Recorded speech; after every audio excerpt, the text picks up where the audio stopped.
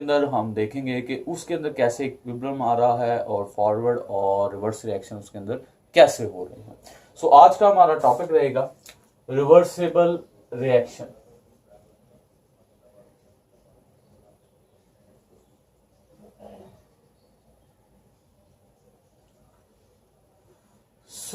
आज मैं एक और आपको जो सा है केमिकल रिएक्शन के थ्रू रिवर्सिबल रिएक्शन समझाने की कोशिश करूंगा। ये हमारे पास एक आम रिएक्शन है जिसके अंदर कैल्शियम ऑक्साइड इसको लाइम भी बोलते हैं, ये लाइम भी कहलाती है क्योंकि आप नेक्स्ट लेक्चर्स में पढ़ेंगे ये वाटर के साथ मिलकर जो सा है एक बेस बनाती है जिसको कैल्शियम हाइड्रोक्साइड बोला जाता है। ये मेक ब्लीचिंग पाउडर के अंदर बहुत इस्तेमाल होती है। कैल्शियम ऑक्साइड इसको लाइम भी बोला जाता है, ये वाटर के साथ मिलकर जो सा है ब्लीचिंग पाउडर बना कैल्शियम हाइड्रोक्साइड बनाती है और वो आगे ब्लीचिंग पाउडर वगैरह जो हम कॉस्मेटिक प्रोडक्ट्स हैं उसके अंदर जो सा वो इस्तेमाल हो रही है। लेकिन हम यहाँ पर ये बात नहीं कर रहे, हम सिंपल रिएक्शन ले रहे हैं। कैल्शियम ऑक्साइड हमारे पास मिलती है किसके साथ, कार्बन डाइऑक्साइड के साथ, और ये एक कंपाउंड एक प्रोडक्ट बनाती है जिसको हम बोलते हैं कैल्शियम कार्बोनेट। कैल्शियम कार्बोनेट, ये कैल्शियम कार्बोनेट हमारे पास संगमरमर का पत्थर है। संगमरमर का जो पत्थर होता है इसको लाइमस्टोन भी बोला जाता है, ये संगमरमर के पत्थर में होता है। और हमारी एक और चीज याद रखें, हमारी जो बोन्स हैं, हमारे जो टीथ हैं, वो भी इसी कैल्शियम कार्बोनेट के बने हैं। मतलब इस वजह से हमारे बोन्स और टीथ बहुत स्ट्रांग हैं क्योंकि उनके अंदर ये पाया जाता है कैल्शियम और carbonate, that is calcium carbonate. ये हमारे पास जो सा है वो प्रोडक्ट है। इन रिएक्टेंट के थ्रू हमारे पास क्या आ गया, हमारा प्रोडक्ट आ गया। और ये प्रोडक्ट जब हम इसको हीट देंगे ये वापस चेंज हो जाएगा किसके अंदर, वेरी इजी, रिएक्टेंट के अंदर। मतलब यहां पर हमारे पास फॉरवर्ड रिएक्शन भी हुआ, रिएक्टेंट प्रोडक्ट में चेंज भी हुए, और हमारे पास रिवर्स रिएक्शन, प्रोडक्ट वापस रिएक्टेंट में जो से हैं वो चेंज हो गए। और वो रिएक्शन जिसमें फॉरवर्ड और रिवर्स दोनों हो रहे हैं उनको हम बोलते हैं रिवर्सिबल रिएक्शन। मैं फिर से एक दफा इसको आपको डायग्रामेटिकली एक्सप्लेन कर दूं, जैसे हमने पिछले लेक्चर के अंदर हाइड्रोजन और आयोडीन को एक्सप्लेन किया था। ये मेरे पास एक लॉग फ्लास्क है, ये एक्सपेरिमेंटल इन्वेस्टिगेशन के अंदर केमिस्ट्री में इस्तेमाल होता है। जब आप बच्चे सारे प्रैक्टिकल्स करेंगे तो उसके अंदर जो सा इसको देखेंगे। ये मैंने यहां पर कैल्शियम ऑक्साइड डाली, फिर मैंने कार्बन डाइऑक्साइड डाल दी। थोड़ी देर बाद ये कार्बन डाइऑक्साइड और ये कैल्शियम ऑक्साइड ये मिलके हमारे पास मिल गई कैल्शियम कार्बोनेट के अंदर। जब इस कैल्शियम कार्बोनेट को मैंने हीट दी तो ये वापस चेंज हो गया calcium oxide plus carbon dioxide. मतलब ये रिएक्टेंट प्रोडक्ट में फॉरवर्ड रिएक्शन भी हुआ और वापस हमारे पास प्रोडक्ट वापस रिएक्टेंट में चेंज हो गए, तो रिवर्स रिएक्शन भी हुआ। बहुत ही इजी और बहुत ही आसान। लेकिन यहां पर आपने एक और बात याद रखनी है कि हमारे पास जब रेट ऑफ फॉरवर्ड रिएक्शन और रेट ऑफ रिवर्स रिएक्शन एक दूसरे के इक्वल हो जाएं, मतलब यानी कि ये है कि जिस रेट से कैल्शियम ऑक्साइड और कार्बन डाइऑक्साइड वो कैल्शियम कार्बोनेट में चेंज हो रहा है, उसी रेट से कैल्शियम कार्बोनेट कैल्शियम ऑक्साइड और कार्बन डाइऑक्साइड के अंदर चेंज हो जाए तो इसको क्या बोलते हैं, यस इसको हम बोलते हैं केमिकल इक्विलिब्रियम। कि मतलब जिस रेट से हमारे पास रिएक्टेंट चेंज हो रहे हैं प्रोडक्ट से, उसी रेट से प्रोडक्ट वापस चेंज हो रहे हैं हमारे पास रिएक्टेंट में। तो इस तरह के हम जो सा है केमिकल रिएक्शन को अब बोलेंगे कि इस तरह के केमिकल रिएक्शन में अब केमिकल इक्विलिब्रियम आ चुका है। और एक और बात, ये आपकी बुक के अंदर थोड़ा सा डिटेल के अंदर आप उसको देख लीजिएगा। मैं आपको एक ग्राफ बना के, जो आपकी बुक के अंदर भी है, पहले आपको मैं उसका थोड़ा सा समझा दूं। याद रखिए ये नहीं है कि हमारे पास जैसे ही केमिकल रिएक्शन स्टार्ट हुआ है तो हमारे पास केमिकल इक्विलिब्रियम आ जाएगा।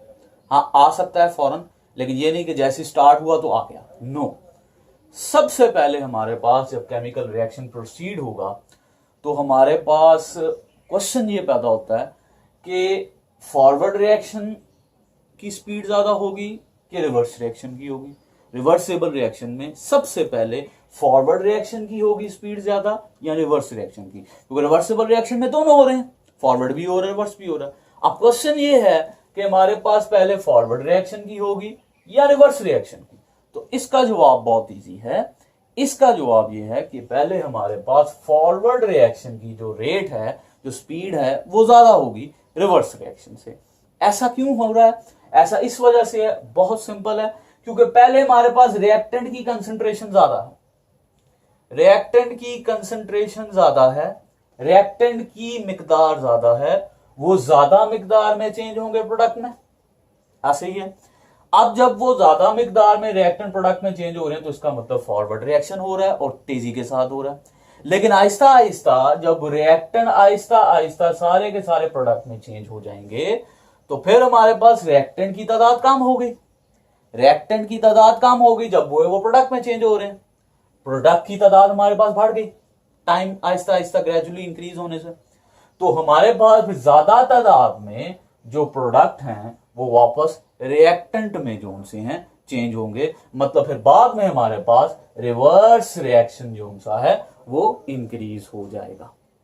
मतलब पहले रिएक्टेंट प्रोडक्ट में चेंज हुए क्योंकि रिएक्टेंट की कंसंट्रेशन ज्यादा थी, इसी वजह से फॉरवर्ड रिएक्शन पहले ज्यादा स्पीड से होता है, फिर Aahista Aahista forward reaction gradually slow down हो जाता है, और रिवर्स रिएक्शन पहले स्लो अप होता है और फिर उसके बाद आहिस्ता आहिस्ता जो सा है वो स्पीड अप जो सा है वो हो जाता है आहिस्ता आहिस्ता।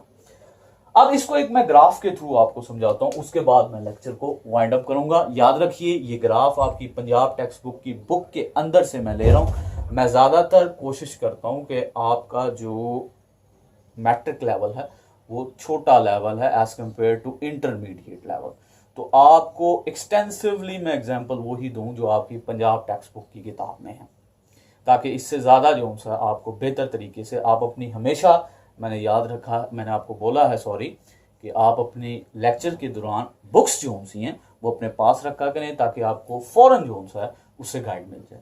सो लास्ट एक ग्राफ के थ्रू हम चलेंगे और उसके बाद मैं इसको वाइंड अप करूंगा। वो ग्राफ बेसिकली आपकी बुक में बना हुआ है, ये ग्राफ है जी, इसको जरा समझ लें। इस ग्राफ के एक तरफ है जी टाइम, मैं कोई भी टाइम ले लेता हूं, टाइम आपको पता है सेकंड में लेते हैं, आप पढ़ते हैं फिजिक्स के अंदर इसके यूनिट।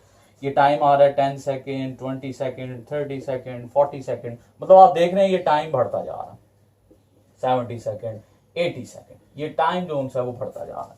और इस तरफ मैं ले रहा हूं rate of reaction. Rate of reaction mean कि स्पीड ऑफ रिएक्शन जो सा है मैं इसके अंदर ले रहा हूं, ये स्पीड है और ये टाइम है। तो हम देखते हैं फॉरवर्ड रिएक्शन, याद रखिएगा सबसे पहले फॉरवर्ड रिएक्शन होगा, उसकी स्पीड जो सी है वो आप देखें, स्पीड ये ऊपर से ये डॉट, ये समझना आपने, ये है फॉरवर्ड रिएक्शन, एफ से फॉरवर्ड रिएक्शन, इसकी स्पीड ज्यादा है, ये देखिए ऊपर है। लेकिन अब देखें जैसे जैसे ये टाइम बढ़ता जा रहा है, 10 सेकेंड, 20 सेकेंड, ये बढ़ता जा रहा है, 30 सेकेंड, 40 सेकेंड, 50 सेकेंड, 60 सेकेंड, तो ये क्या हो गया जी, आहिस्ता आहिस्ता देखिए नीचे आ रहा है। मतलब पहले इसकी स्पीड ज्यादा थी जो कि मैंने आपको पहले बताया है, फिर उसकी स्पीड आहिस्ता आहिस्ता जो सी है वो स्लो डाउन हो रही है। And what about reverse reaction? Reverse reaction देखें नीचे से स्टार्ट हो रहा है, ये हमारे पास रिवर्स रिएक्शन है, इसको मैं रेड मार्कर से बनाऊंगा, ये हमारे पास रिवर्स रिएक्शन है।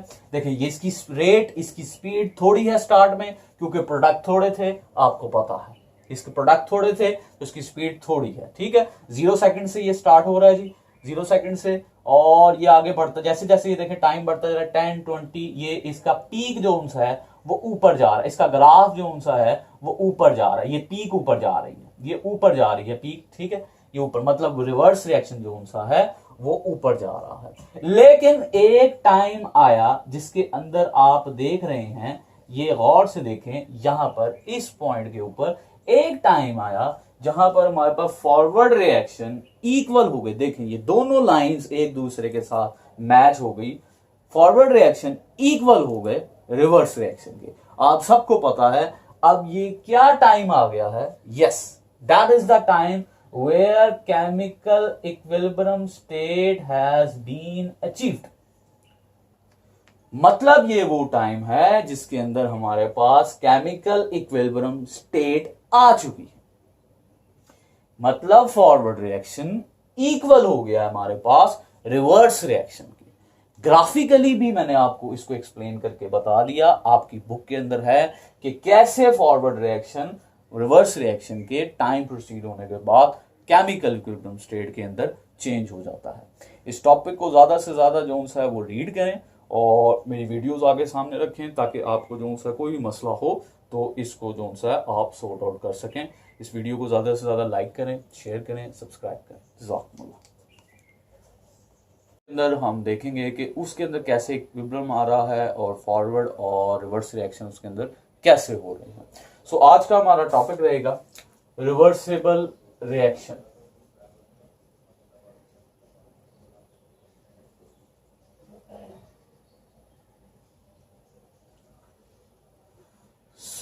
आज मैं एक और आपको जो सा है केमिकल रिएक्शन के थ्रू रिवर्सिबल रिएक्शन समझाने की कोशिश करूंगा। ये हमारे पास एक आम रिएक्शन है जिसके अंदर कैल्शियम ऑक्साइड इसको लाइम भी बोलते हैं, ये लाइम भी कहलाती है क्योंकि आप नेक्स्ट लेक्चर्स में पढ़ेंगे ये वाटर के साथ मिलकर जो सा है एक बेस बनाती है जिसको कैल्शियम हाइड्रोक्साइड बोला जाता है। ये मेक ब्लीचिंग पाउडर के अंदर बहुत इस्तेमाल होती है। कैल्शियम ऑक्साइड इसको लाइम भी बोला जाता है, ये वाटर के साथ मिलकर जो सा है ब्लीचिंग पाउडर कैल्शियम हाइड्रोक्साइड बनाती है और वो आगे ब्लीचिंग पाउडर वगैरह जो हम कॉस्मेटिक प्रोडक्ट्स हैं उसके अंदर जो सा वो इस्तेमाल हो रही है। लेकिन हम यहाँ पर ये बात नहीं कर रहे, हम सिंपल रिएक्शन ले रहे हैं। कैल्शियम ऑक्साइड हमारे पास मिलती है किसके साथ, कार्बन डाइऑक्साइड के साथ, और ये एक कंपाउंड एक प्रोडक्ट बनाती है जिसको हम बोलते हैं कैल्शियम कार्बोनेट। ये कैल्शियम कार्बोनेट हमारे पास संगमरमर का पत्थर है। संगमरमर का जो पत्थर होता है इसको लाइमस्टोन भी बोला जाता है। ये संगमरमर के पत्थर में होता है। और हमारी एक और चीज याद रखें, हमारी जो बोन्स हैं, हमारे जो टीथ हैं, वो भी इसी कैल्शियम कार्बोनेट के बने हैं। मतलब इस वजह से हमारे बोन्स और टीथ बहुत स्ट्रांग हैं क्योंकि उनके अंदर ये पाया जाता है कैल्शियम और carbonate, that is calcium carbonate. ये हमारे पास जो सा है वो प्रोडक्ट है। इन रिएक्टेंट के थ्रू हमारे पास क्या आ गया, हमारा प्रोडक्ट आ गया। और ये प्रोडक्ट जब हम इसको हीट देंगे ये वापस चेंज हो जाएगा किसके अंदर, वेरी इजी, रिएक्टेंट के अंदर। मतलब यहां पर हमारे पास फॉरवर्ड रिएक्शन भी हुआ, रिएक्टेंट प्रोडक्ट में चेंज भी हुए, और हमारे पास रिवर्स रिएक्शन प्रोडक्ट वापस रिएक्टेंट में जो से हैं वो चेंज हो गए। और वो रिएक्शन जिसमें फॉरवर्ड और रिवर्स दोनों हो रहे हैं उनको हम बोलते हैं रिवर्सिबल रिएक्शन। मैं फिर से एक दफा इसको आपको डायग्रामेटिकली एक्सप्लेन कर दूं, जैसे हमने पिछले लेक्चर के अंदर हाइड्रोजन और आयोडीन को एक्सप्लेन किया था। ये मेरे पास एक लॉग फ्लास्क है, ये एक्सपेरिमेंटल इन्वेस्टिगेशन के अंदर केमिस्ट्री में इस्तेमाल होता है। जब आप बच्चे सारे प्रैक्टिकल्स करेंगे तो उसके अंदर जो सा इसको देखेंगे।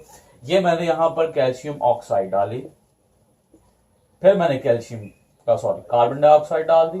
थोड़ी देर बाद ये कार्बन डाइऑक्साइड और ये कैल्शियम ऑक्साइड ये मिलके हमारे पास मिल गई कैल्शियम कार्बोनेट के अंदर। जब इस कैल्शियम कार्बोनेट को मैंने हीट दी तो ये वापस चेंज हो गया calcium oxide plus carbon dioxide. मतलब ये रिएक्टेंट प्रोडक्ट में फॉरवर्ड रिएक्शन भी हुआ और वापस हमारे पास प्रोडक्ट वापस रिएक्टेंट में चेंज हो गए तो रिवर्स रिएक्शन भी हुआ। बहुत ही इजी और बहुत ही आसान। लेकिन यहां पर आपने एक और बात याद रखनी है कि हमारे पास जब रेट ऑफ फॉरवर्ड रिएक्शन और रेट ऑफ रिवर्स रिएक्शन एक दूसरे के इक्वल हो जाएं, मतलब यानी कि ये है कि जिस रेट से कैल्शियम ऑक्साइड और कार्बन डाइऑक्साइड वो कैल्शियम कार्बोनेट में चेंज हो रहा है, उसी रेट से कैल्शियम कार्बोनेट कैल्शियम ऑक्साइड और कार्बन डाइऑक्साइड के अंदर चेंज हो जाए तो इसको क्या बोलते हैं, यस, यस, इसको हम बोलते हैं केमिकल इक्विलिब्रियम, कि मतलब जिस रेट से हमारे पास रिएक्टेंट चेंज हो रहे हैं प्रोडक्ट से, उसी रेट से प्रोडक्ट वापस चेंज हो रहे हैं हमारे पास रिएक्टेंट में। तो इस तरह के हम जो सा है केमिकल रिएक्शन को अब बोलेंगे कि इस तरह के केमिकल रिएक्शन में अब केमिकल इक्विलिब्रियम आ चुका है। और एक और बात, ये आपकी बुक के अंदर थोड़ा सा डिटेल के अंदर आप उसको देख लीजिएगा। मैं आपको एक ग्राफ बना के, जो आपकी बुक के अंदर भी है, पहले आपको मैं उसका थोड़ा सा समझा दूं। याद रखिए, ये नहीं है कि हमारे पास जैसे ही केमिकल रिएक्शन स्टार्ट हुआ है तो हमारे पास केमिकल इक्विलिब्रियम आ जाएगा। हाँ, आ सकता है फौरन, लेकिन ये नहीं कि जैसे स्टार्ट हुआ तो आ गया। नो, सबसे पहले हमारे पास जब केमिकल रिएक्शन प्रोसीड होगा तो हमारे पास क्वेश्चन ये पैदा होता है कि फॉरवर्ड रिएक्शन की स्पीड ज्यादा होगी कि रिवर्स रिएक्शन की होगी।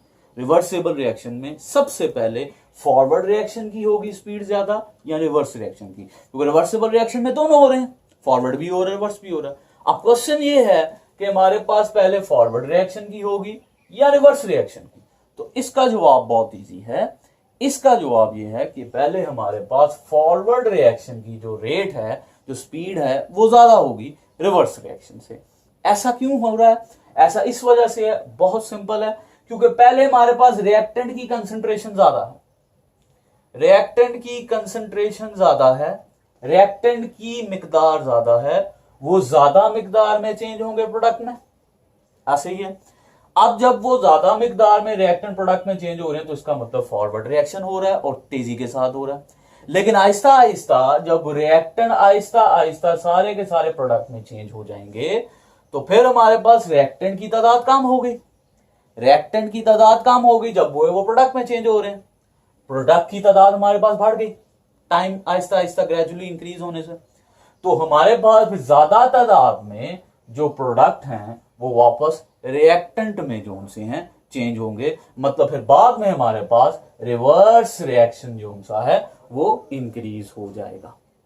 मतलब पहले रिएक्टेंट प्रोडक्ट में चेंज हुए क्योंकि रिएक्टेंट की कंसंट्रेशन ज्यादा थी, इसी वजह से फॉरवर्ड रिएक्शन पहले ज्यादा स्पीड से होता है, फिर Aahista Aahista forward reaction gradually slow down हो जाता है, और रिवर्स रिएक्शन पहले स्लो अप होता है और फिर उसके बाद आहिस्ता आहिस्ता जो सा है वो स्पीड अप जो सा है वो हो जाता है आहिस्ता आहिस्ता।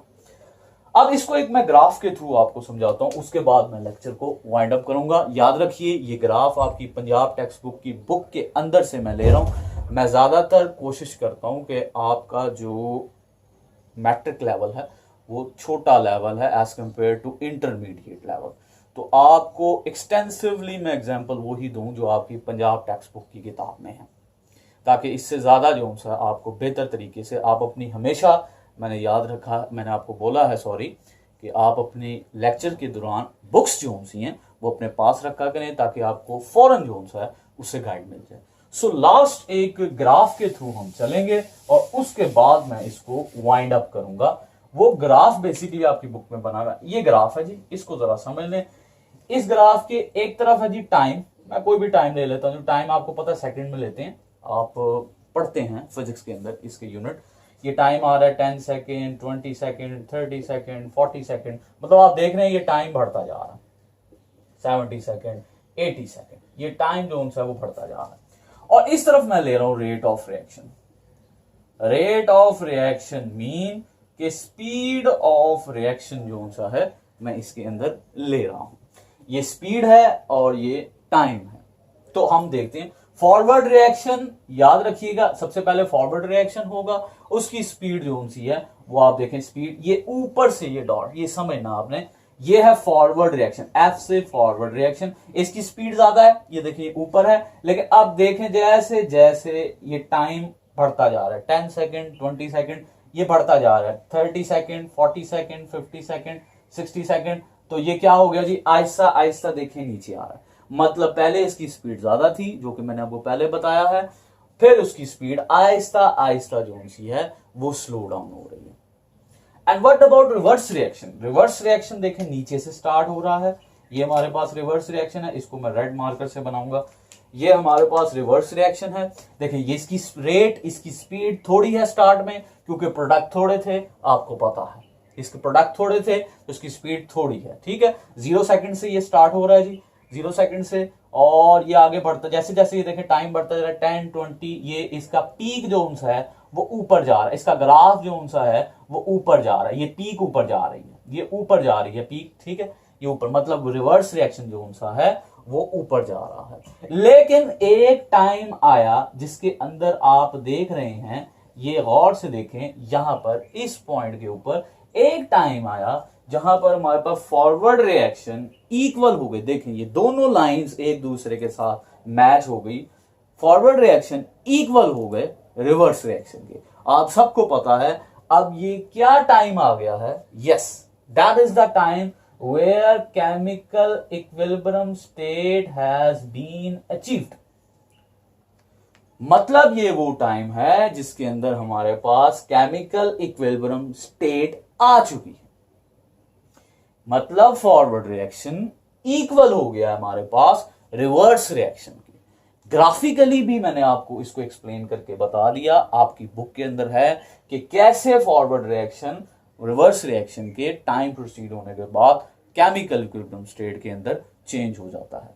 इस टॉपिक को ज्यादा से ज्यादा जो है वो रीड करें और मेरी वीडियोस आगे सामने रखें, ताकि आपको जो है कोई भी मसला हो तो इसको जो है आप सॉर्ट आउट कर सकें। इस वीडियो को ज़्यादा से ज़्यादा लाइक करें, शेयर करें, सब्सक्राइब करें। जज़ाकुमुल्लाह।